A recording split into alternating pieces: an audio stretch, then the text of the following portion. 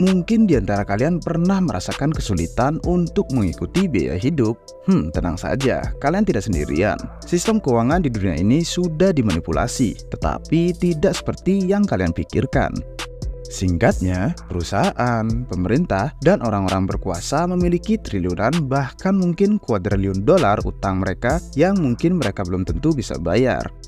Mereka dapat memilih untuk bangkrut dan kehilangan segalanya atau menurunkan nilai utang ini melalui inflasi dan mengendalikannya melalui regulasi. Tentu saja mereka memilih opsi nomor 2. Hari ini kami akan menjelaskan bagaimana sistem keuangan ini dimanipulasi, mengapa kalian kesulitan mengikuti biaya hidup, dan bagaimana kalian dapat menghadapi semua ini. Oke, let's go!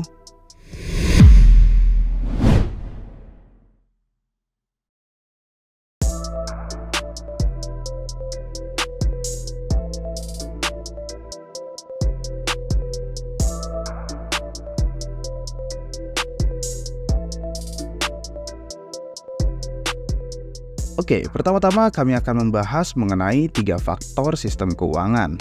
Yang pertama, pemisahan antara uang dan mata uang. Yang kedua, manipulasi nilai waktu uang. Dan yang ketiga, akses ke kredit dalam ekonomi berbasis kredit. Yang pertama, uang dan mata uang. Uang sebagai penyimpan nilai, mempertahankan nilainya dari waktu ke waktu. Contohnya emas, yang dimana telah digunakan sebagai uang selama ribuan tahun. Sebaliknya, mata uang seperti dolar Amerika Serikat, rupiah, dan lain-lain bukanlah penyimpan nilai. Nilainya berkurang seiring waktu. Perbedaan ini menjadi sangat jelas saat mengukur harga rumah atau mobil dalam emas, di mana harganya tetap relatif stabil dibandingkan harganya dalam mata uang fiat.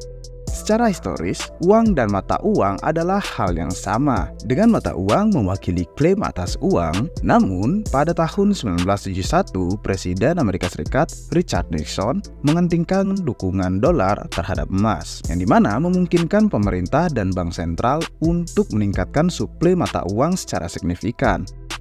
Banjirnya mata uang ini telah menyebabkan inflasi, karena lebih banyak mata uang yang beredar otomatis akan mengurangi nilainya.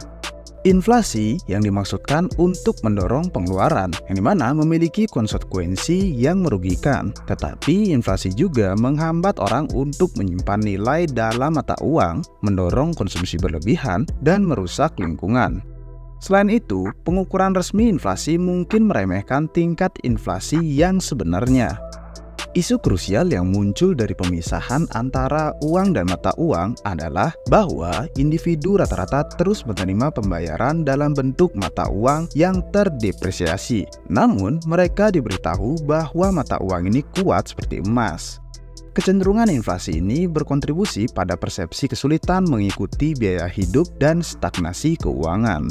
Mengapa mata uang tetap memiliki nilai pada saat ini? Well, pada dasarnya karena pemerintah mendukungnya. Inilah mengapa mereka sering disebut mata uang fiat. Namun, ini hanyalah alasan awal mengapa sistem keuangan dimanipulasi. Nilai waktu uang. Manipulasi nilai waktu uang tentang biaya peminjaman uang untuk jangka waktu tertentu. Biasanya, pinjaman jangka panjang memiliki tingkat bunga yang lebih tinggi karena pemberi pinjaman kehilangan peluang. Misalnya, meminjam uang selama 10 tahun mungkin memerlukan pembayaran tambahan sebesar 50% di akhir. Karena itu adalah waktu yang lama bagi pemberi pinjaman yang seharusnya bisa menggunakan uangnya untuk berinvestasi di tempat lain. Tentu saja, selain pinjaman jangka panjang, pinjaman yang lebih besar juga datang dengan tingkat suku bunga yang lebih tinggi.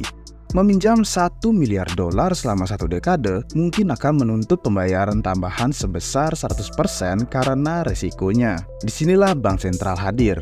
Pada keadaan normal, tingkat suku bunga pinjaman bergantung pada penawaran dan permintaan. Namun, bank sentral dapat secara manual menetapkan tingkat suku bunga, terutama untuk hutang jangka pendek. Ini adalah praktik yang biasa mereka lakukan sampai krisis keuangan tahun 2008. Setelah tahun 2008, Bank Sentral melakukan sesuatu yang belum pernah terjadi sebelumnya. Mereka memanipulasi tingkat suku bunga jangka panjang dengan membeli surat utang pemerintah, serta menurunkan tingkat suku bunga untuk pinjaman dengan jangka waktu serupa. Pada dasarnya, mereka menjadikan pinjaman lebih murah secara artifisial dengan tujuan pemulihan ekonomi yang cepat tetapi dapat menyebabkan inflasi. Tingkat suku bunga yang rendah menghasilkan lebih banyak mata uang yang dicetak, ini akan mempengaruhi nilai dari mata uang tersebut. Manipulasi nilai waktu uang ini terjadi beberapa kali sejak tahun 2008. Hal ini terus menguntungkan mereka yang memiliki akses ke kredit. Dan ini berhubungan dengan alasan ketiga mengapa sistem keuangan dimanipulasi, yaitu akses terbatas ke kredit. Akses kredit. Harapannya adalah bahwa manipulasi nilai waktu uang akan memudahkan semua orang dalam meminjam dan meningkatkan pertumbuhan ekonomi. Namun, kenyataannya hal ini tidak menyamakan kesempatan kita, karena hanya beberapa individu dan lembaga saja yang mendapatkan manfaatnya. Mereka yang mendapatkan manfaat akses kredit menggunakan dana untuk berbagai tujuan, seperti memperoleh aset berharga seperti saham dan real estate. Hal ini mendorong kenaikan harga aset secara signifikan dalam mata uang, sementara nilai mata uang itu sendiri mengalami penurunan.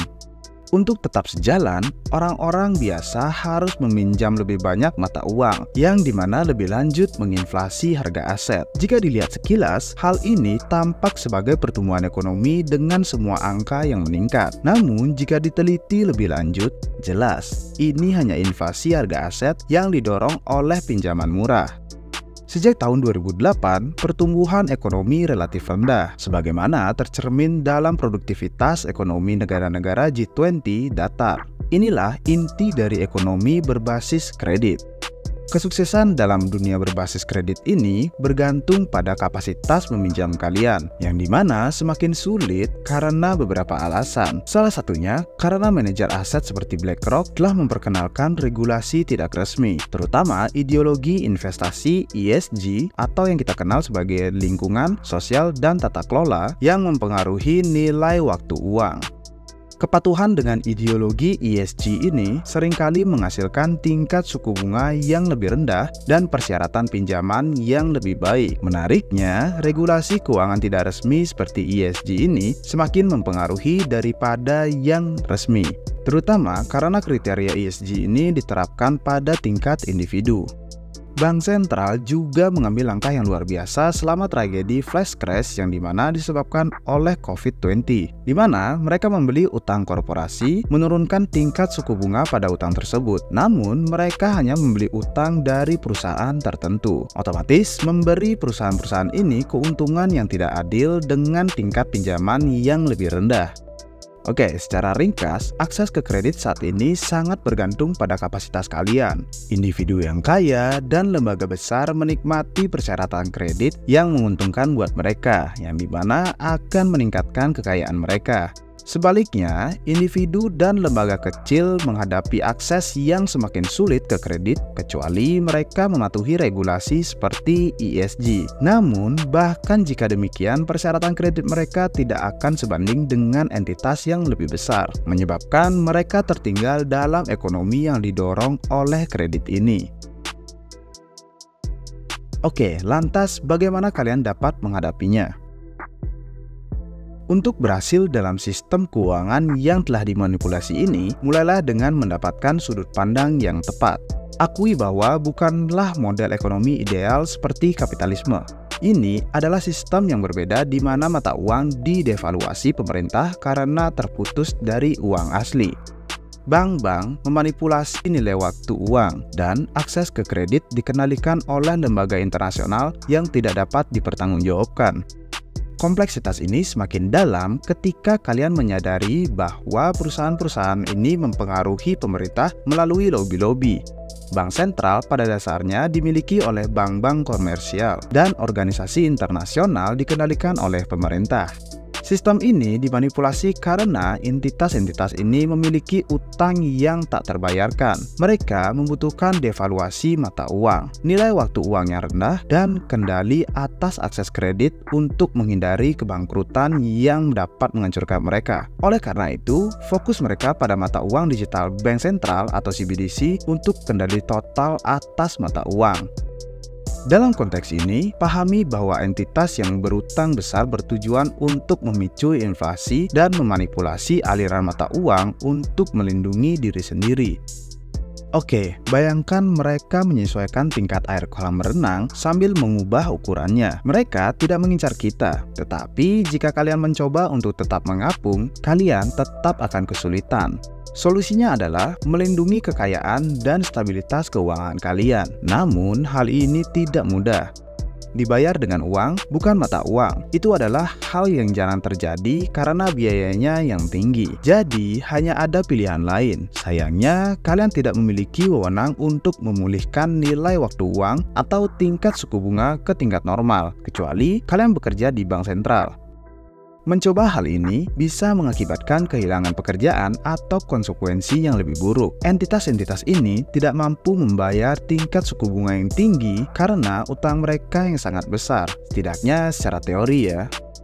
Pada kenyataannya, mereka dapat mengelola tingkat bunga yang lebih tinggi selama memiliki akses ke kredit. Namun, mendapatkan akses kredit kemungkinan akan melibatkan kepatuhan terhadap berbagai regulasi, yang dimana akan membatasi kebebasan kalian dan mungkin tidak memacu kalian ke depan. Oke, dengan demikian, tampaknya hanya ada dua jalur untuk tetap berjalan dalam sistem yang dimanipulasi ini, yang saling terkait erat. Pertama, temukan cara untuk meningkatkan pendapatan kalian tanpa mengumpulkan utang yang berlebihan, yang pastinya sulit dilakukan mengingat regulasi saat ini. Yang kedua, investasikan mata uang yang kalian peroleh ke dalam aset yang mempertahankan nilainya, seperti emas, bitcoin, atau pilihan kalian.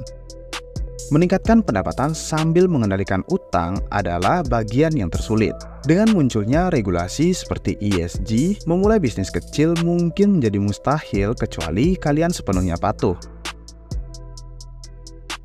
Mengenai bagian kedua, pemerintah dapat membatasi akses orang biasa ke aset yang mempertahankan nilainya, terutama ketika kesadaran tentang devaluasi mata uang semakin meluas. Seiring dengan waktu, kesadaran tentang sistem keuangan yang dimanipulasi beradaptasi menjadi lebih mudah. Sistem ekonomi baru dapat muncul di mana mata uang mendapatkan pengakuannya kembali sebagai penyimpan nilai.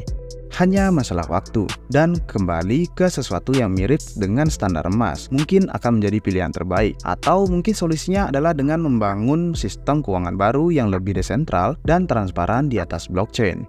Apapun yang terjadi, pastikan kalian menempatkan diri kalian dengan tepat dalam lanskap keuangan yang terus berkembang pesat ini.